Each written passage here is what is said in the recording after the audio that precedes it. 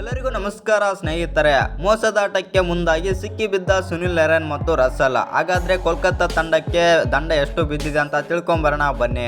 ಅದಕ್ಕಿಂತ ಮುಂಚೆ ನೀವೇನಾದರೂ ಚಾನಲ್ಗೆ ಸಬ್ಸ್ಕ್ರೈಬ್ ಮಾಡ್ಕೊಳ್ಳೋದು ಹಾಗೆ ನೋಡ್ತೀರಾ, ಸಬ್ಸ್ಕ್ರೈಬ್ ಮಾಡ್ಕೊಂಡು ಬೆಲ್ ಐಕಾನನ್ನು ಆಲ್ ಇಟ್ಕೊಳ್ಳಿ.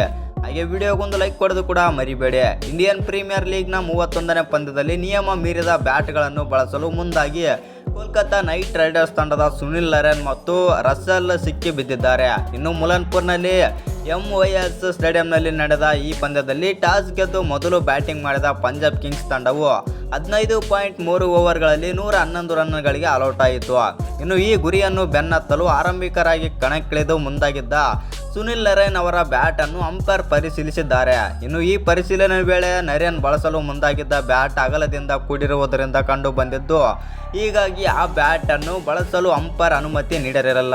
ಇನ್ನು ಇದಾದ ಬಳಿಕ KKR ಪರ 7ನೇ ಕ್ರಮಾಂಕದಲ್ಲಿ ಕಣಕ್ಕಿಳಿದ ರಸೆಲ್ ಕೂಡ ದಪ್ಪದ ಬ್ಯಾಟ್ನೊಂದಿಗೆ ಆಗಮಿಸಿದರು. ಈ ಬಗ್ಗೆ ಸಂದೇಹಗೊಂಡ ಅಂಪೈರ್ ಗೇಜ್ನೊಂದಿಗೆ ಬ್ಯಾಟ್ ಪರಿಶೀಲನೆ ಮಾಡಿದರು.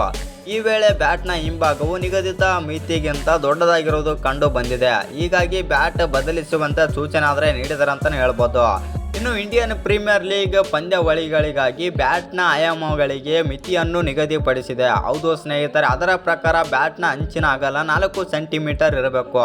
ಇನ್ನು ಮುಖದ ಅಗಲ 10.79 ಸೆಂಟಿಮೀಟರ್ಗಳನ್ನು ಮೀರಿರಬಾರದು. ಇನ್ನು ಬ್ಲೇಡ್ನ ದಪ್ಪ ಬಂದ್ಬಿಟ್ಟು 6.7 ಸೆಂಟಿಮೀಟರ್ ಮೀರಿರಬಾರದು. ಹಾಗೆಯೇ ಬ್ಯಾಟ್ನ ಉದ್ದ 96.4 ಸೆಂಟಿಮೀಟರ್ಗಿಂತ ಹೆಚ್ಚಿರಬಾರದು.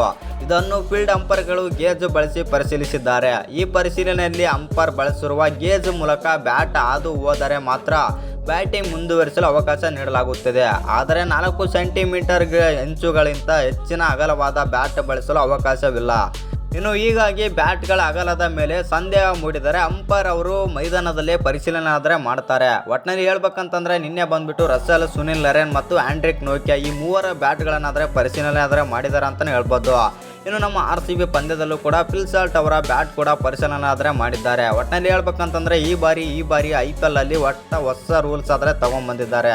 ಇನ್ನು ಈ ವಿಡಿಯೋ ಇಷ್ಟ ಆಗಿದ್ರೆ ಒಂದು ಲೈಕ್ ಮಾಡಿ, ಶೇರ್ ಮಾಡಿ. ಹಾಗೆ ಇನ್ನು ಯಾರು ಚಾನಲ್ಗೆ ಸಬ್ಸ್ಕ್ರೈಬ್ ಮಾಡ್ಕೊಂಡಿಲ್ಲ ಸಬ್ಸ್ಕ್ರೈಬ್ ಮಾಡ್ಕೊಳ್ಳಿ.